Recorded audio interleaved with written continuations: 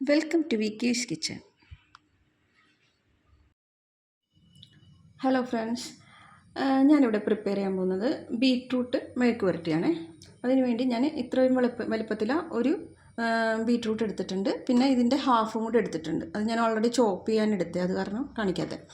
പിന്നെ ഞങ്ങൾക്ക് ഈ 3 പേര് ഇത്ര മതി, അത് തന്നെ കൂടുതലാണ്. പിന്നെ വേണ്ടത് 2 അല്ലി വെളുത്തുള്ളി, കുറച്ച് വേപ്പില, 2 പച്ചമുളക്. ഇത് ഉള്ളിയാണ്, 3 വലിയ ഉള്ളിയാണ് എടുത്തേക്കുന്നത്.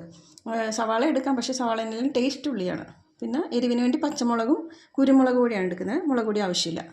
ഓക്കെ, അപ്പോൾ ഞാനിത് ചോപ്പ് ചെയ്യുന്ന കാണിച്ചു തരാം. ചോപ്പ് ചെയ്യാനായിട്ട് ആദ്യം ഞാൻ ചോപ്പറിലാണ് ചോപ്പ് ചെയ്യുന്നത് കേട്ടോ. ആദ്യം ഇങ്ങനെ കട്ട് ചെയ്യാം, എന്നിട്ട് ഇതാക്കുക. ചോപ്പറിൽ കട്ട് ചെയ്യാനുള്ള രീതി കാണിച്ചു തന്നാണ്.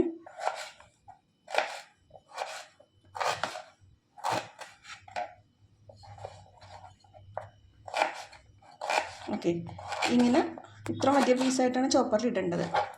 എന്നിട്ട് ഇവിടെ ഇടുക. നേരത്തെ ഞാൻ കുറച്ചിട്ടിട്ടുണ്ടായിരുന്നു.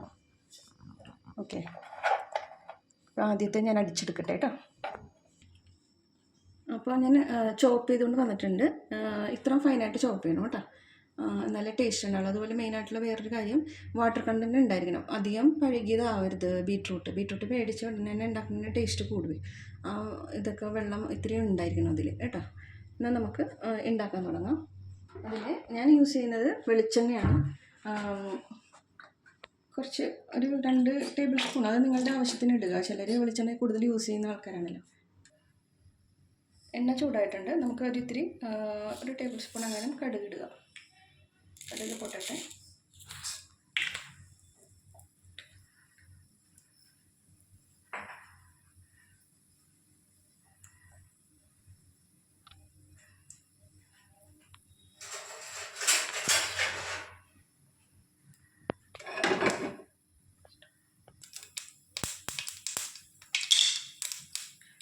കടുക് പൊട്ടിട്ടുണ്ട്.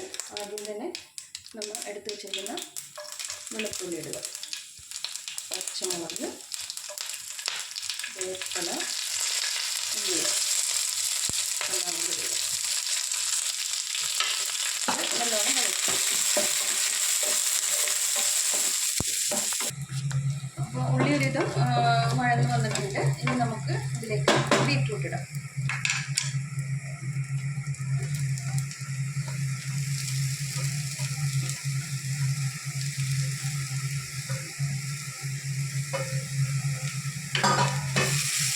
ഉപ്പിട്ടിട്ട് ഉപ്പിടട്ടെ. ആവശ്യത്തിന് ഉപ്പ്, നിങ്ങളുടെ ബീറ്റ്റൂട്ടിൻ്റെ ക്വാണ്ടിറ്റി വെച്ചിട്ട് ഉപ്പിടുക. പിന്നെ നമുക്ക് ഉപ്പ് ഇടാം. ഇപ്പോൾ ഒരു ഇത്തിരി വഴന്നിട്ട് മാത്രം ഉപ്പിട്ടാൽ മതി, അതാണ് നല്ലത്. ആവശ്യത്തിന് ഉപ്പിടുക. ശേഷം കുറച്ച് കുരുമുളക്, അത് എരിവിനനുസരിച്ച് കുരുമുളക് ഇടുക. ചിലർക്ക് ഇഷ്ടമായിരിക്കും.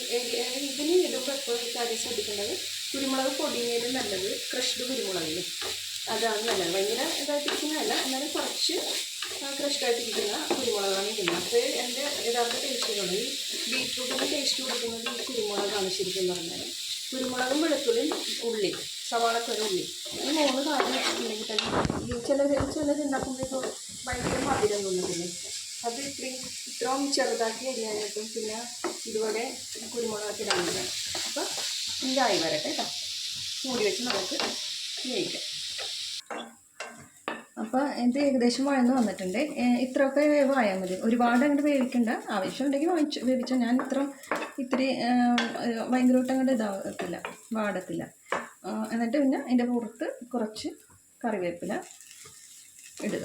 ഓക്കെ, നമ്മുടെ സ്വാദിഷ്ടമായ ബീറ്റ്റൂട്ട് മെഴുക്ക് പുരട്ടി റെഡി ആയിട്ടുണ്ട്. നിങ്ങൾ കഴിച്ചു നോക്കിയിട്ട് ഇതിൻ്റെ അഭിപ്രായം പറയണം. സബ്സ്ക്രൈബ് ചെയ്യുക, ലൈക്ക് ചെയ്യുക, കമൻറ്റ് ഇഷ്ടപ്പെട്ടെങ്കിൽ കമൻറ്റിലൂടെ അറിയിക്കുക. പിന്നെ നിങ്ങൾക്ക് എന്തെങ്കിലും സജഷൻ ഉണ്ടെങ്കിൽ പറയുക. Okay, by.